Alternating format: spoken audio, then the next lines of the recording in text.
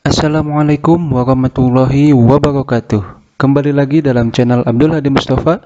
Pada video kali ini saya akan membahas soal-soal tes wawasan kebangsaan bagian Pancasila. Sebelum kita lanjutkan pada pembahasan soal, jangan lupa like, share, komen, dan subscribe, serta nyalakan tombol lonceng notifikasinya agar kawan-kawan semua tidak ketinggalan video-video selanjutnya. Baik, kita mulai dari soal nomor pertama. Kata Pancasila terdapat di dalam sebuah kitab tulisan pujangga Indonesia masa lalu. Apa nama kitab tersebut dan siapakah pengarangnya? A. Kitab Sutasoma karangan Empu Tantular. B. Kitab Sutasoma karangan Empu Kanwa. C. Kitab Hariwangsa karangan Empu Panuluh. D. Kitab Baratayuda karangan Empu Sedah. E. Kitab Negara Kartagama karangan Empu Prapanca. Jawabannya adalah E. Kitab Negara Kartagama karangan Empu Prapanca. Soal nomor 2. Rumusan masalah dasar negara Indonesia ini muncul pertama kali sewaktu dilaksanakannya sidang pertama Badan Penyelidik Usaha-Usaha Persiapan Kemerdekaan Indonesia atau BPUPKI pada tanggal 29 Mei 1945 sampai 1 Juni 1945. Terdapat 3 tokoh nasional Indonesia ketika itu yang memaparkan asas dasar negara Republik Indonesia. Selain Insinyur Soekarno dan Mr. Muhammad Yamin, seorang tokoh lainnya adalah A. Prof. Dr. Supomo, B. Dr. Buntaran Martoatmojo, C. Mr. Ade Cokronegoro, D. Mr. Syafruddin Prawiranegara, atau E. Mr. Muhammad Rum. Jawabannya adalah A. Profesor Dr. Supomo. Soal nomor 3.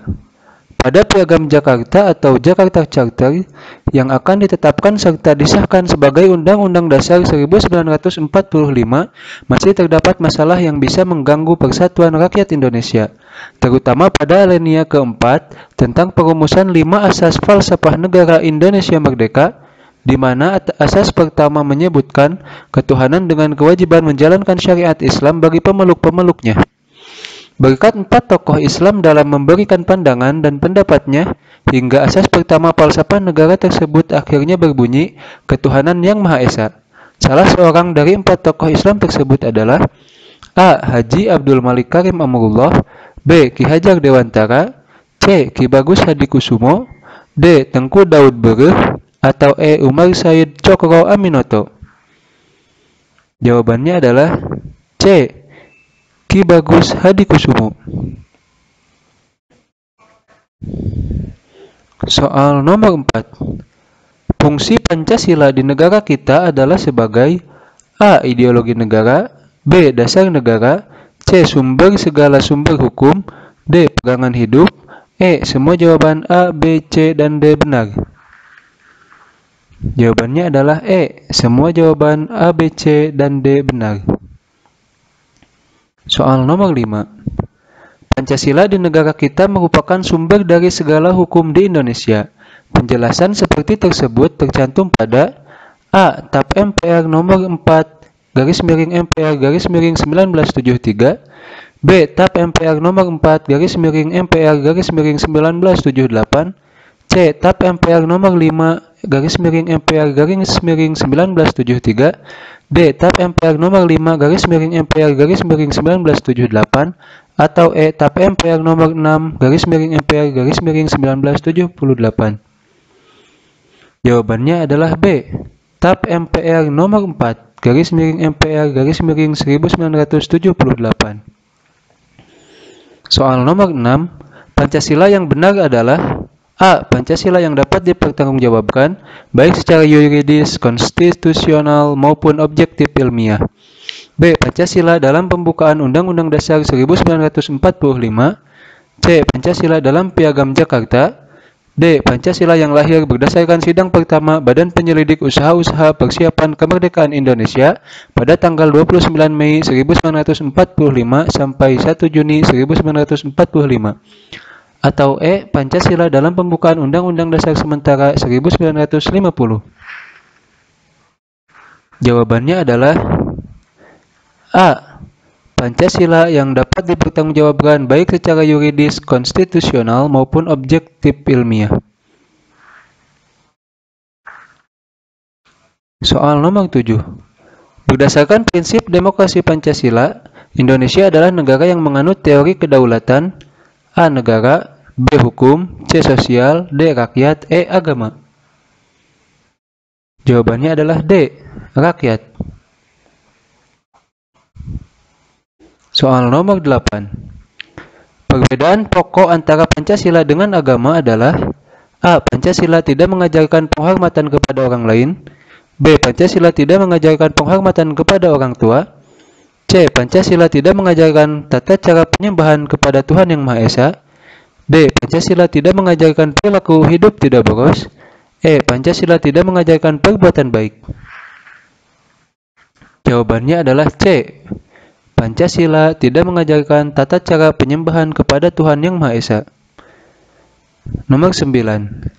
Lambang Garuda Pancasila ditetapkan sebagai lambang negara berdasarkan: A. Peraturan Pemerintah Nomor 66 Tahun 1951 tanggal 17 Agustus 1951.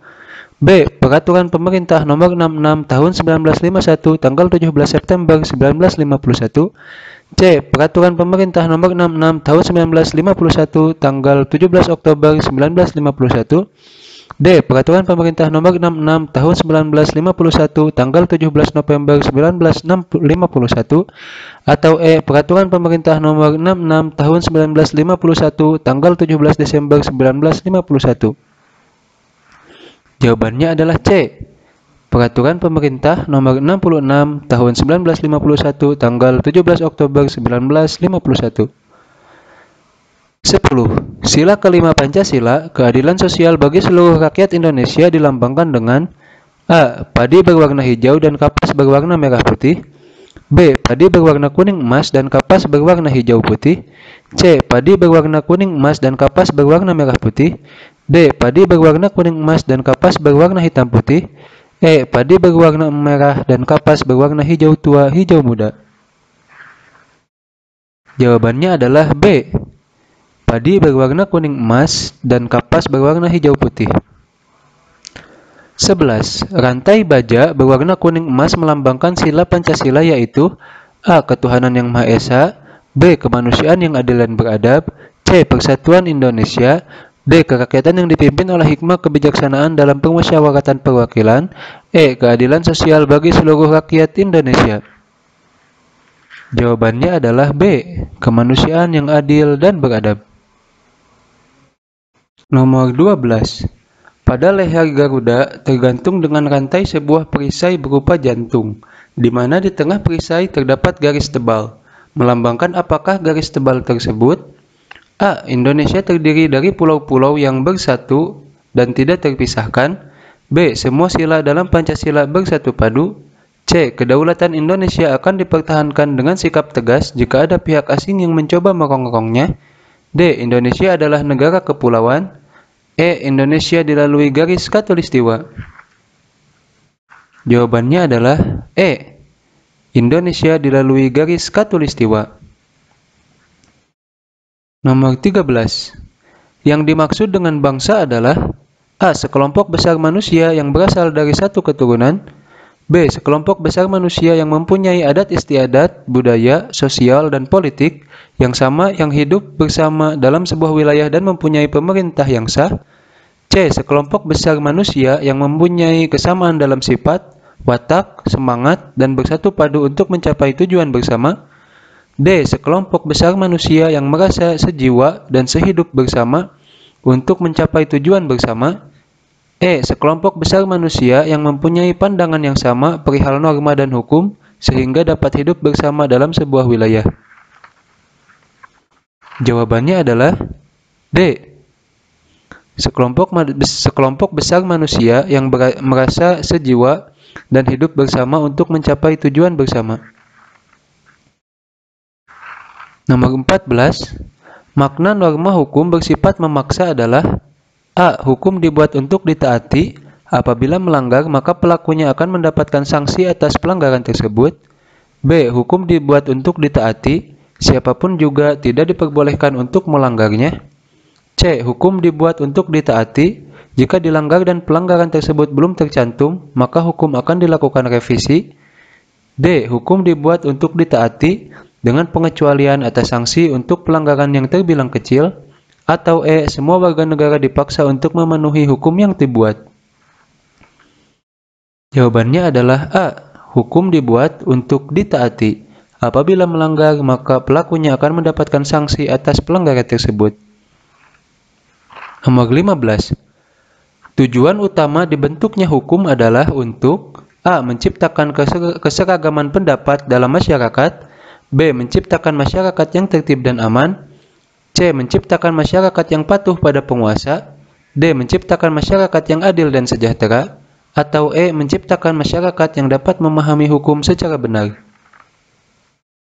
Jawabannya adalah B. Menciptakan masyarakat yang tertib dan aman. Soal nomor 16. Selain kerukunan inter beragama dan kerukunan antar umat beragama, satu hal lainnya yang termasuk dalam tri kerukunan umat beragama lainnya adalah A. Kerukunan antara umat beragama dengan tokoh adat dan budayawan. B. Kerukunan antara umat beragama dengan kekuatan sosial dan politik di Indonesia. C. Kerukunan antara umat beragama dengan cendekiawan dan ilmuwan. D. Kerukunan antara umat beragama dengan pemerintah.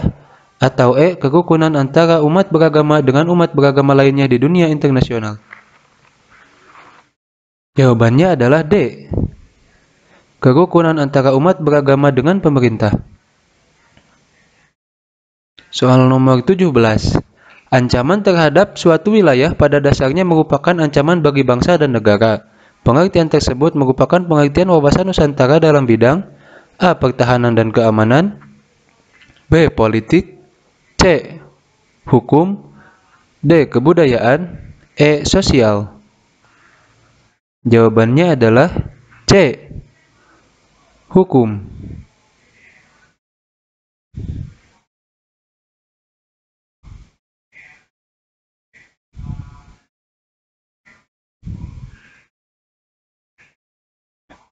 Nomor 18.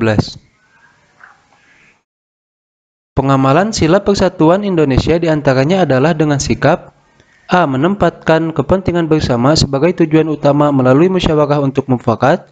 B. Menunjukkan keunggulan bangsa dan negara di antara bangsa-bangsa lain di dunia. C. Membaur dengan adat dan kebiasaan yang berlaku di daerah lain untuk menciptakan kerukunan di Indonesia. D. Tidak mencampuri adat dan kebiasaan yang berlaku di daerah lain. Atau E. Menempatkan kepentingan bangsa dan negara di atas kepentingan pribadi dan golongan. Jawabannya adalah E. Menempatkan kepentingan bangsa dan negara di atas kepentingan pribadi dan golongan. 19. Makna fungsi Pancasila sebagai ideologi terbuka adalah A. Menerima perkembangan teknologi, ilmu pengetahuan, dan perkembangan masyarakat untuk diterapkan demi kemajuan rakyat Indonesia. B. Menerima perkembangan teknologi, ilmu pengetahuan, dan perkembangan masyarakat sesuai dengan kepribadian bangsa. C. Menerima perkembangan teknologi, ilmu pengetahuan, dan perkembangan masyarakat sesuai dengan cita-cita nasional. D. Menerima perkembangan teknologi, ilmu pengetahuan, dan perkembangan masyarakat sesuai dengan undang-undang yang ditetapkan pemerintah.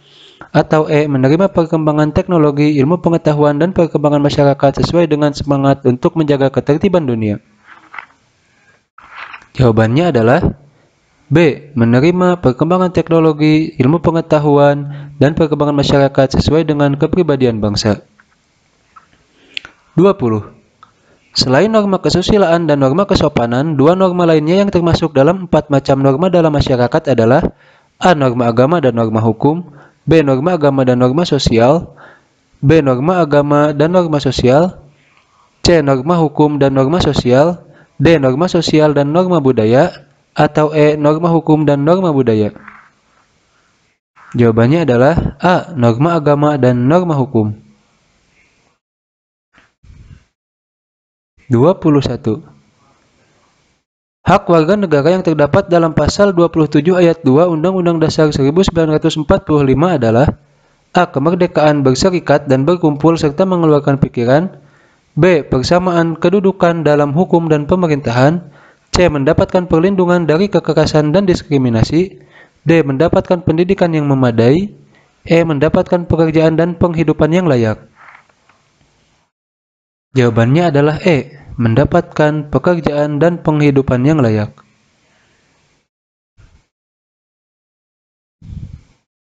Soal nomor 22. Pengertian hak milik berfungsi sosial adalah A. Dalam harta kita terdapat hak orang lain, terutama fakir miskin. B. Dalam harta kita terdapat hak keluarga dan kerabat. C. Dalam harta kita terdapat hak untuk digunakan oleh orang lain. D. Dalam harta kita terdapat hak untuk digunakan secara hemat dan sederhana. E. Dalam harta kita terdapat hak untuk siapapun juga yang membutuhkannya. Jawabannya adalah A. Dalam harta kita terdapat hak orang lain, terutama fakir miskin. Nomor 23. Pengertian Pancasila sebagai jiwa dan kepribadian adalah A. Pancasila sebagai jiwa bangsa yang menunjukkan keunggulannya dibandingkan dengan bangsa lain. B. Pancasila sebagai jiwa bangsa yang membedakan dengan bangsa lain. C. Pancasila sebagai jiwa bangsa yang menunjukkan keutuhan Indonesia sebagai bangsa dan negara. D. Pancasila sebagai jiwa bangsa yang membedakannya dengan paham-paham lainnya yang dianut bangsa-bangsa lain. E. Pancasila sebagai jiwa bangsa yang menjadi pemersatu segenap rakyat Indonesia. Jawabannya adalah B.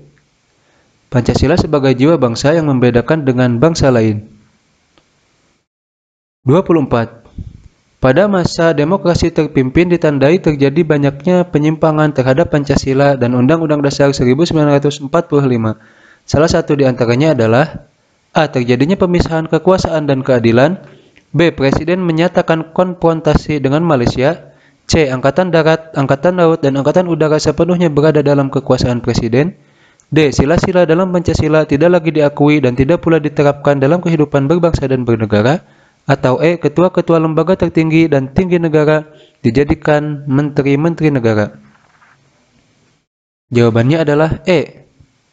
Ketua-ketua lembaga tertinggi dan tinggi negara dijadikan menteri-menteri negara.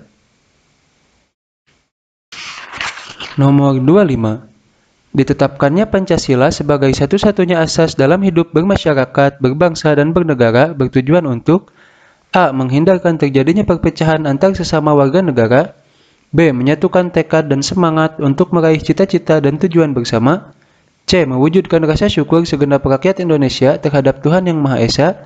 D. Menyatukan suku-suku di Indonesia yang berbeda-beda adat, kebiasaan, dan bahasanya. Atau E. Memberikan kesadaran dan pemahaman kepada segenap rakyat Indonesia akan keluhuran dan kebesaran leluhur bangsa Indonesia pada masa lampau. Jawabannya adalah A. Menghindarkan terjadinya perpecahan antar sesama warga negara. Nomor 26. Manusia perlu bertakwa kepada Tuhan Yang Maha Esa. Alasan keperluan tersebut adalah sebagai berikut kecuali A. Menyadari bahwa Tuhan adalah Maha Pencipta alam semesta berikut seluruh isinya. B. Menyadari bahwa segala sesuatu yang terjadi di alam semesta ini akan berpulang kepada Tuhan Yang Maha Esa. C. Menyadari bahwa Tuhan Yang Maha Esa menciptakan agama yang berbeda-beda. D. Menyadari bahwa Tuhan Yang Maha Esa adalah satu-satunya sandaran bagi hidup manusia. Atau E. Menyadari bahwa sesungguhnya manusia berasal dari Tuhan Yang Maha Esa dan menjadi penanggung jawab kebenaran mutlak. Jawabannya adalah C. Menyadari bahwa Tuhan Yang Maha Esa menciptakan agama yang berbeda-beda. 27. Selaku ideologi, Pancasila bukan ideologi yang statis, beku, dan kaku, melainkan ideologi yang mampu mengembangkan pemikiran baru, segar, dan berkualitas, sesuai dengan tuntutan zaman. Berdasarkan pengertian tersebut, maka Pancasila merupakan ideologi yang A. Dinamis, B. Terbuka, C. Persuasif, D. Transparan, atau E. Progresif. Jawabannya adalah B. Terbuka. 28. Lambang negara ialah Garuda Pancasila dengan semboyan Bhinneka Tunggal Ika. Penjelasan tersebut tertulis di dalam Undang-Undang Dasar 1945 yang telah diamandemen, yaitu pasal A. 35, B. 36, C. 36A, D. 36B, atau E. 36C? Jawabannya adalah C. Pasal 36A. Apakah yang dimaksud dengan kebudayaan nasional? A. Kebudayaan daerah yang ternama sehingga dikenal meluas secara nasional. B. Kebudayaan daerah asli yang benar-benar berasal dari nenek moyang bangsa Indonesia. C. Kebudayaan daerah yang dikenal meluas secara nasional karena tidak tercampur dengan kebudayaan dari daerah lain. D. Kebudayaan daerah yang mudah berkembang hingga pada gilirannya dikenal meluas secara nasional. Atau E. Kebudayaan daerah yang sudah berbaur dengan kebudayaan dari daerah lain. Jawabannya adalah E. Kebudayaan daerah yang sudah berbaur dengan kebudayaan dari daerah lain. 30. Makna yang dimaksudkan dengan kalimat Bhinneka Tunggal Ika adalah berbeda-beda tetapi satu jua. Makna lebih jauh dari Bhinneka Tunggal Ika adalah A. Bangsa Indonesia yang terdiri dari bermacam-macam suku, adat istiadat, agama, bahasa daerah, kesenian, namun tetap merupakan satu kebudayaan nasional meski dengan bahasa-bahasa daerah yang berbeda-beda. B. Bangsa Indonesia yang terdiri dari bermacam-macam suku, adat istiadat, agama, bahasa daerah, kesenian, namun tetap merupakan satu kebudayaan nasional dengan satu bahasa nasional. C. Bangsa Indonesia yang terdiri dari bermacam-macam suku, adat istiadat, agama, bahasa daerah, kesenian, namun tetap merupakan satu kesatuan dalam bernegara. D. Bangsa Indonesia yang terdiri dari bermacam-macam suku, adat istiadat, agama, bahasa daerah, kesenian, namun sesungguhnya berasal dari satu leluhur yang sama. E. Bangsa Indonesia yang terdiri dari bermacam-macam suku, adat istiadat, agama, bahasa daerah, kesenian, namun tetap merupakan satu kesatuan yang tidak terpisahkan sebagai anak bangsa. Jawabannya adalah B. Bangsa Indonesia yang terdiri dari bermacam-macam suku, adat istiadat, agama, bahasa daerah, kesenian, namun tetap merupakan satu kebudayaan nasional dengan satu bahasa nasional. Demikianlah pembahasan tes wawasan kebangsaan pada bagian materi Pancasila. Semoga video kali ini bermanfaat untuk kawan-kawan semua. Sampai bertemu pada video selanjutnya. Jangan lupa tinggalkan komentar kawan-kawan semua di kolom komentar. Kemudian nyalakan tombol lonceng notifikasinya agar kawan-kawan semua tidak ketinggalan video selanjutnya. Saya Abdul Hadi Mustafa. Terima kasih. Assalamualaikum warahmatullahi wabarakatuh.